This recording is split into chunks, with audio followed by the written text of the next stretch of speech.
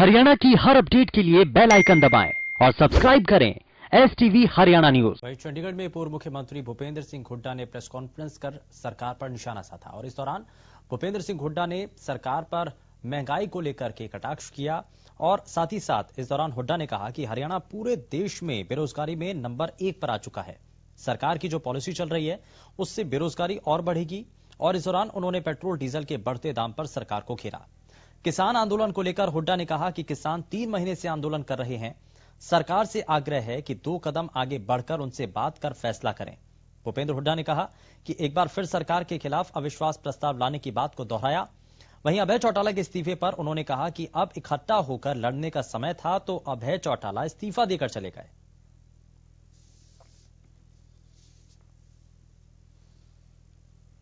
बिजली कंपनियों में जो इन्होंने SDO भर्ती करे, 99 में से 90 भर्ती किए, 9 वेटिंग लिस्ट हैं, उसमें से केवल 22 हरियाणा के जनरल कैटेगरी। 50% तो रिजर्वेशन SC ST की थी, तो हरियाणा डोमिसाइल को मिली थी।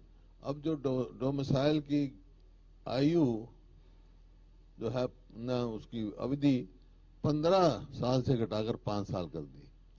इससे SC और ST हैं, उनके ऊपर बड़ा भारी प्रभाव पड़ेगा कि महंगाई बढ़ रही है। रोज डीजल पेट्रोल के भाव बढ़ रहे हैं।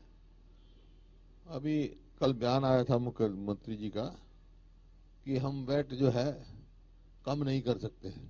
भाई वो सेंटर के तो इनके हाथ में नहीं, कम से कम अपना वैट तो कम करो।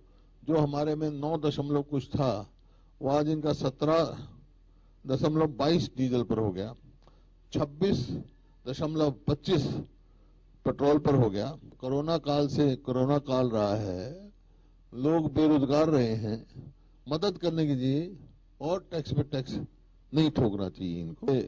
किसान बैठे हैं,